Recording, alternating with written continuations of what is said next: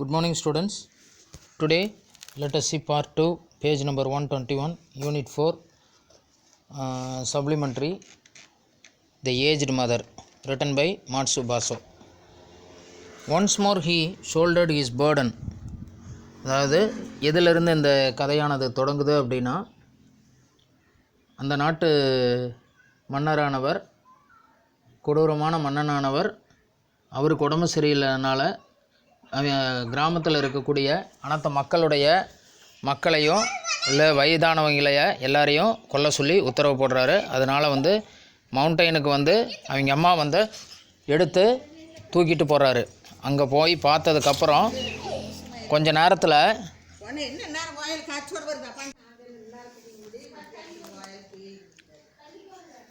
அதனால் மலைக்கு அவங்களுடைய பையன் அம்மா அழைச்சிக்கிட்டு போகிறாரு. அந்த ஃபார்மர் அழைச்சிக்கிட்டு போனதுக்கப்புறம் அங்கே தன்னுடைய பையன் வழி மாறி போகக்கூடாது அப்படிங்கிறதுக்காக வர்ற வழியில் தன்னுடைய கையை நீட்டி மரக்கிளைகளுடைய குச்சிகளை உடச்சி வர்ற வழியிலிருந்து கொஞ்சம் கொஞ்சமாக போட்டுக்கிட்டு வர்றாங்க. அப்படி போட்டுக்கிட்டு வர்றப்ப அங்கேருந்து அம்மாவை படுக்க வைக்கிறதுக்காக ஊசி மர இலைகளை வச்சு மெத்தையாக பண்ணி அந்த இடத்துல விட்டுட்டு நான் கிளம்புறேன் அப்படின்னு சொன்னதுக்கப்புறம், போகிற வழியில் நீ கடினமாக இருக்கும், அதனால் இதை ஃபாலோ பண்ணிக்கிட்டு போகணும்,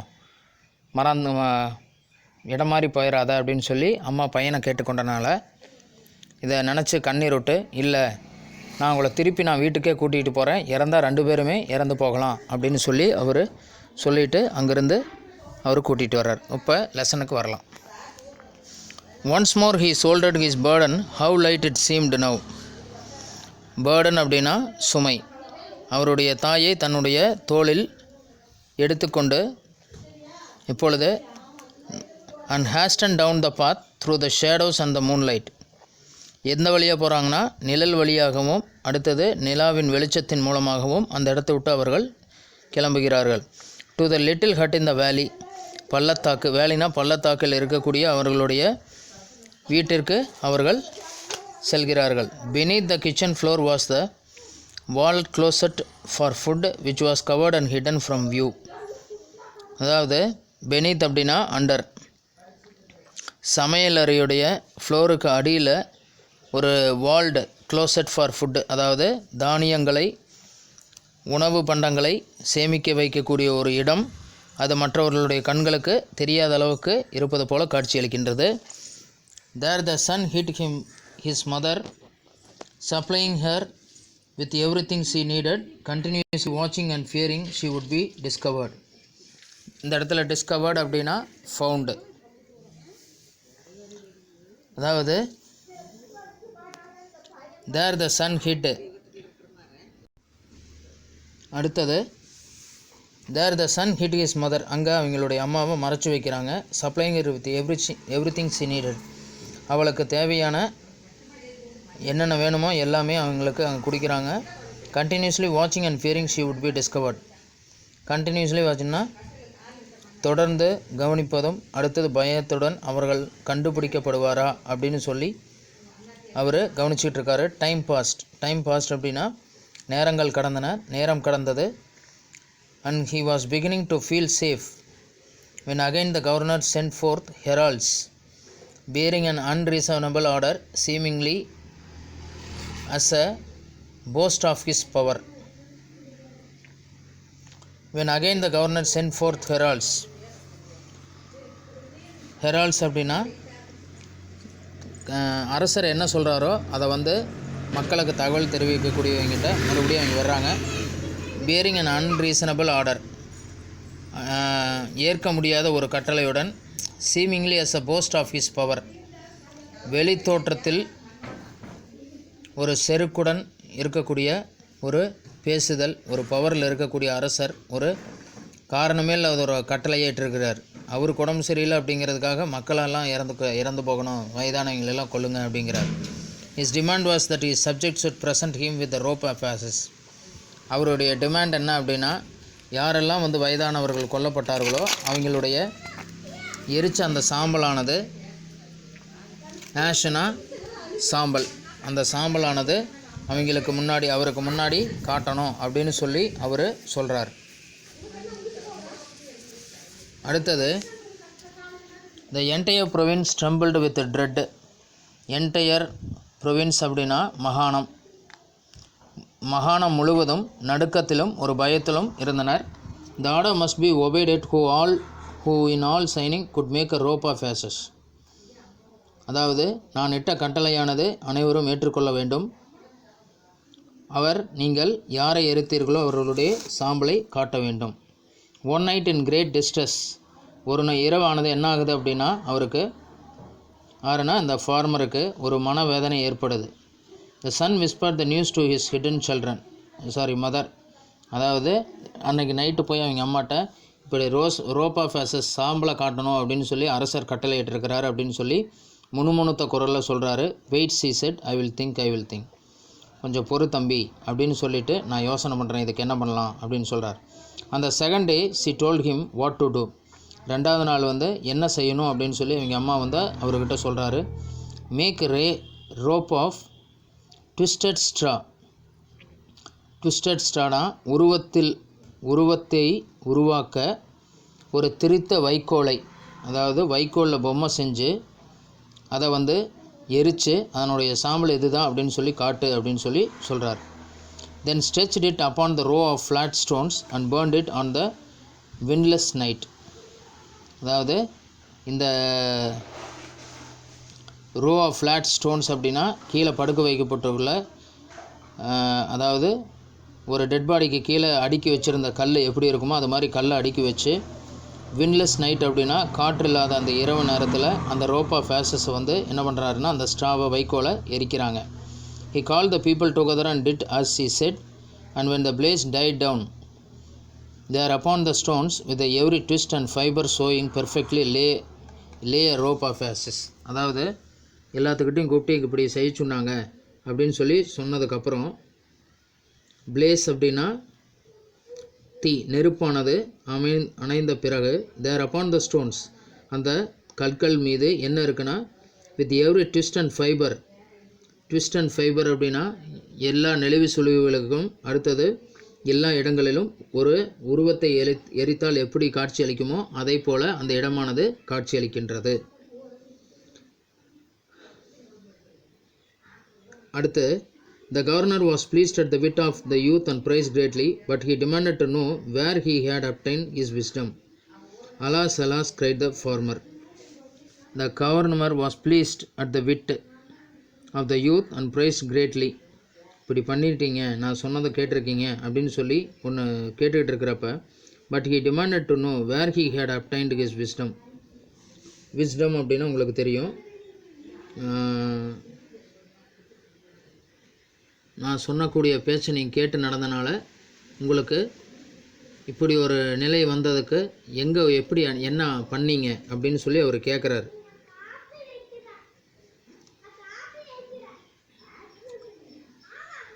cried the farmer, the truth must be told, and with a deep bows he related his story. the governor listened and then meditated in silence. இப்படியெல்லாம் நான் பண்ணினேன், இப்படியெல்லாம் செஞ்சேன் அப்படின்னு சொன்னனையும் அரசருக்கு மனவேதனைப்பட்டு, இப்படி அவங்களுடைய தாயை கொண்டுட்டானா அப்படின்னு நினச்சிக்கிட்டு ரொம்ப மனவேதனைப்படுறாரு, தியானம் செய்கிறாரு. finally he lifted his head, signing needs more than strength of youth. he said gravely, graveனா கடுமையாக, that I should have forgotten the well-known saying, in the crown of the snow there cometh wisdom. அதாவது with the crown of the snow, crown அப்படின்னா கிரீடம்,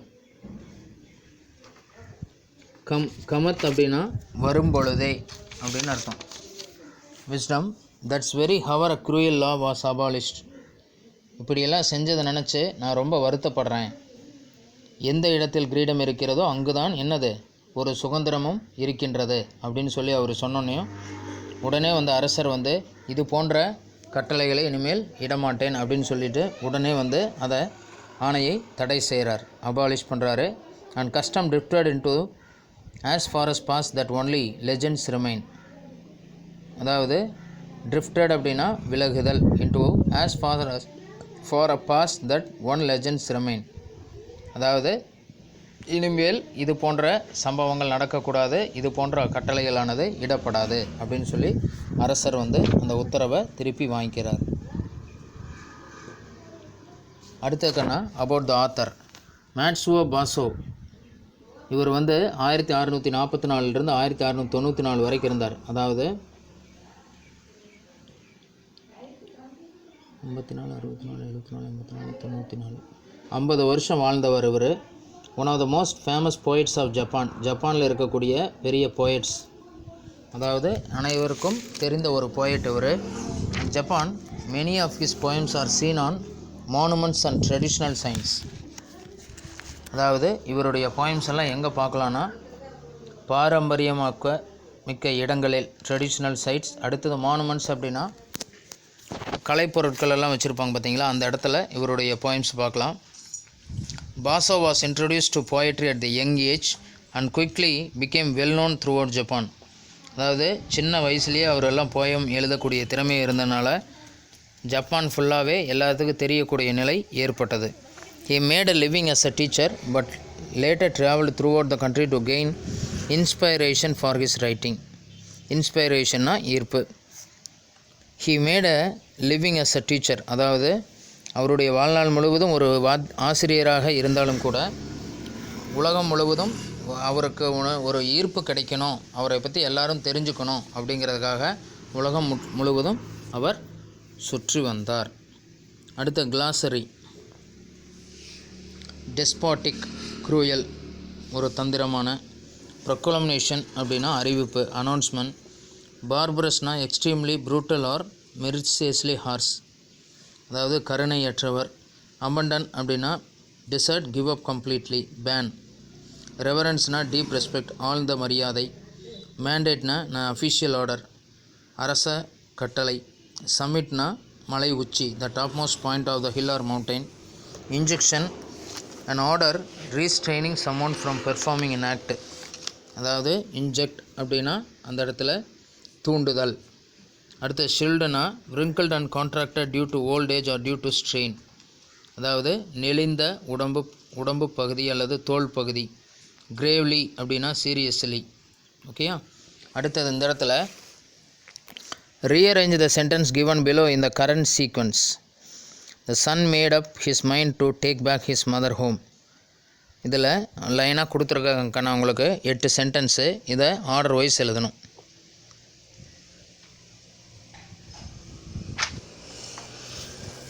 ஓகேயா. Number போட்டுக்குங்க.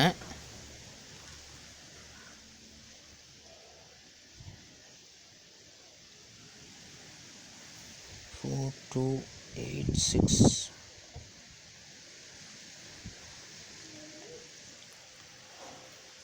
First one, question number 4. Once the signing, a cruel ruler declared that all the old people must be put to death. இது question.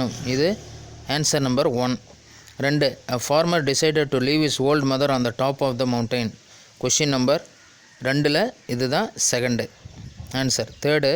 The mother dropped the small ticks as the markers on the way to help her son return. இது 8வது question, 3rd point. அடுத்தது 6வது point, 4வது answer. அடுத்தது first question 5வது answer. அடுத்தது filled his dread he hit his mother in his home. 7வது question 6வது ஆன்சர். அடுத்தது 7, 5வது கொஷின் 7வது ஆன்சர். 3வது கொஷின் 8வது ஆன்சர். நம்பர் சொல்கிறேன் போட்டுக்கோங்கண்ணா. 5, 2, 8, 1, 7, 4, 6, 3. Once again I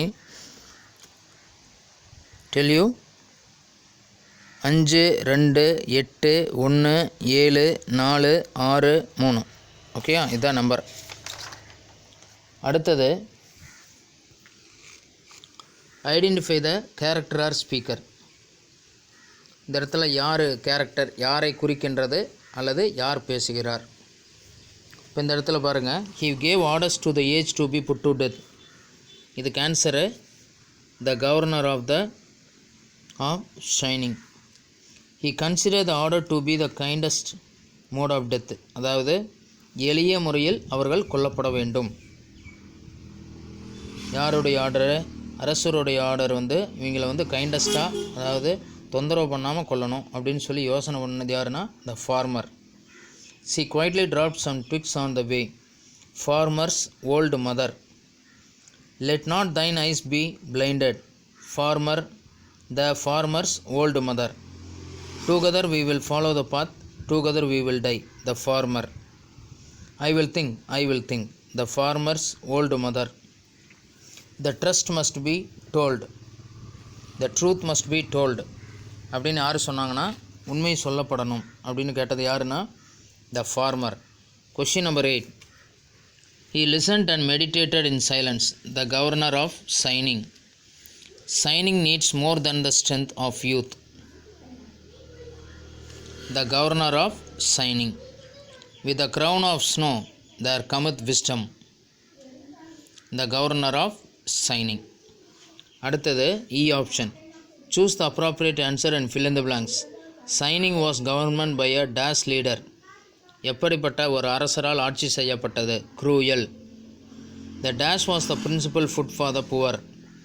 Unwhitened rice. அதாவது பாலிஷ் செய்யப்படாத அரிசி உணவு. Option C. The road was crossed and recrossed by the many paths made by the hunters and woodcutters. Gathering dash, he made a soft cushion and tenderly lifted his old mother onto it. Fallen pine. The governor